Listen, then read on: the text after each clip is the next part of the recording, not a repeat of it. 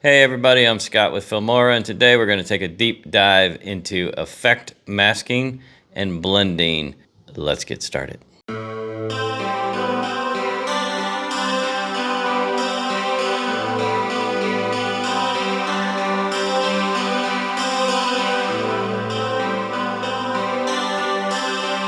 What is an effect mask?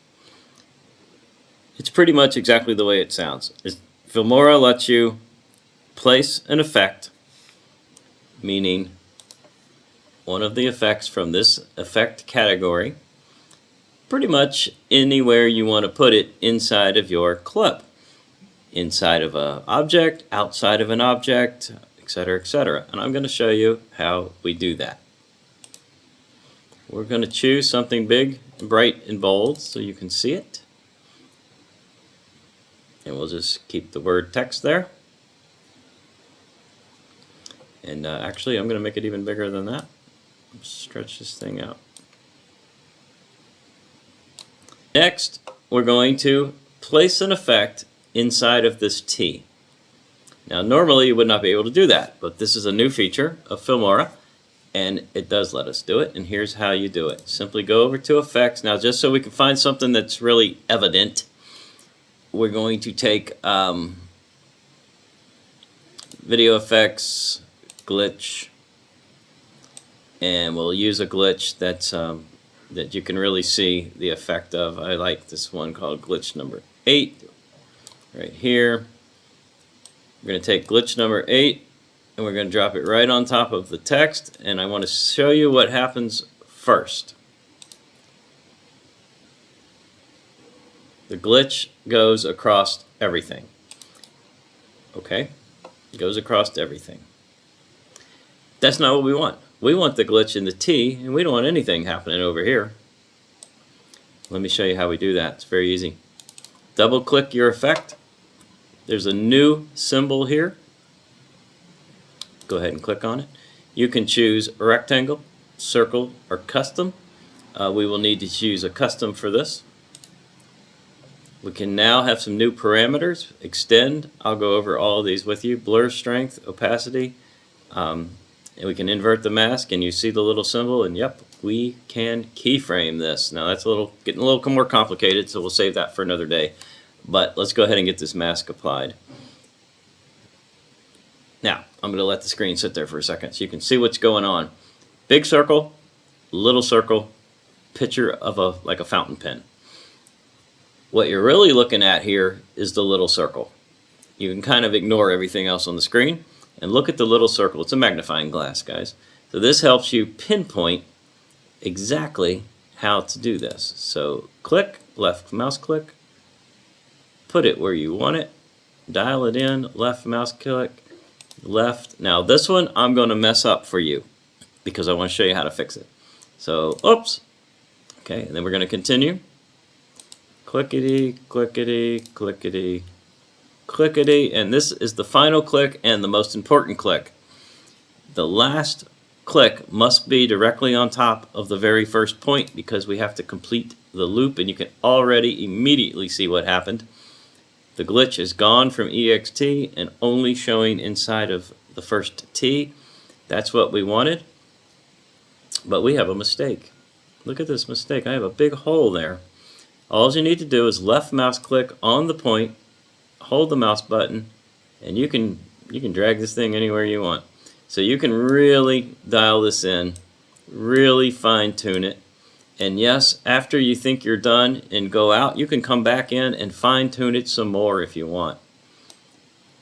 Okay. Just raise that up a little bit. I'm going to pull this down a hair so it looks pretty symmetrical, and that's pretty good. I want to try to show you what extend is. I want you to look really close at the effect there. So pushing the effect out as far out as we can to the outside edge, which is the way I want it. So when I see it hits the outside edge, I can stop. And the blur strength, I like to give it around a 10.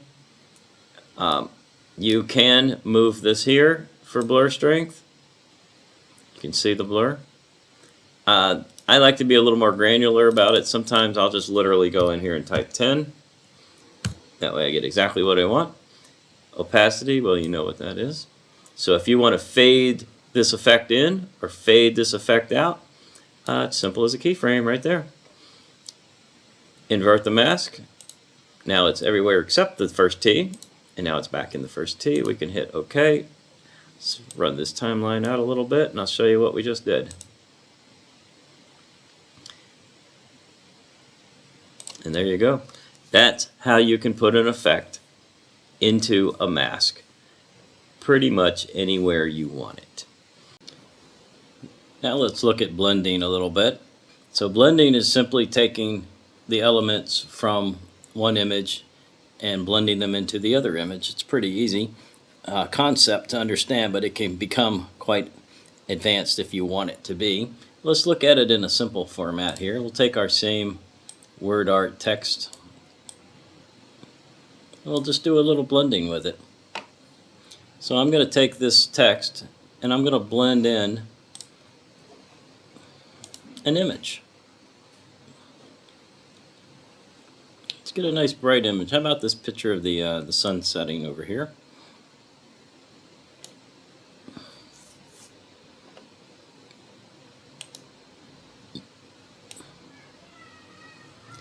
And we're going to right click and crop to fit. So in its current state, this image of the sun setting over the mountains with the tent and all these brownish colors is just kind of taking over the entire image there. Let's blend them in. Double click. Come down to compositing. And let's start to scroll down and look at what we can do with this. So we're now blending that background image into our text. So that's darken, color burn, lighten. I like lighten, I use it a lot, but for this case we really want to keep the colors in the scheme inside of the letters, so we'll move on to something else. Get linear dodge. You can see, you can actually start to see some of the image behind the text, really nice. And there's one more part of this I'm going to show you guys too. So we're going to take an overlay and we can change the opacity of the overlay, so we can just barely have it coming through, or we can really crank it up. You can also use features like auto enhance, put a little shadow on it, things like that. Now that we've got some background image blended into the text, let's go ahead and apply another effect mask on top of this so you can really see the different things that you can do. There's one here called ASCII art, which is kind of interesting. Maybe y'all aren't old enough to know what ASCII means, but I am. So, so this is some ASCII art. So now we've combined the yellow word art text with the background image that we blended in, and now we're going to put an effect using a mask onto part of this. Let's put that mask on. We'll just use it on the, let's put it on the X today. So we're going to use the ASCII art on the X only. And you can use the little magnifier there to zoom in. Pinpoint your points. Get it pretty precise. And don't forget, the final click is the most important one. It needs to be right on top. Now you can see some of the yellow bleeding behind it. All I got to do is left click, drag this up a little bit until the yellow is covered.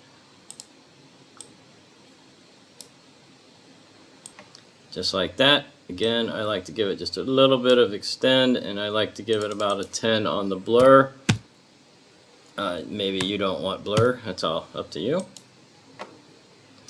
There we go. Now we've got some word art text, some blending, and an effect mask all going here at the same time. And that's it. That's everything. That's effect masking. That's some blending. And we'll see you real soon on the next video. And maybe we'll take a deeper dive into blending on that one to show you some really cool effects you can achieve. We'll see you soon. Hit the bell for notifications. Subscribe to the channel. Please hit that like button for me, and we'll see you real soon on the next video.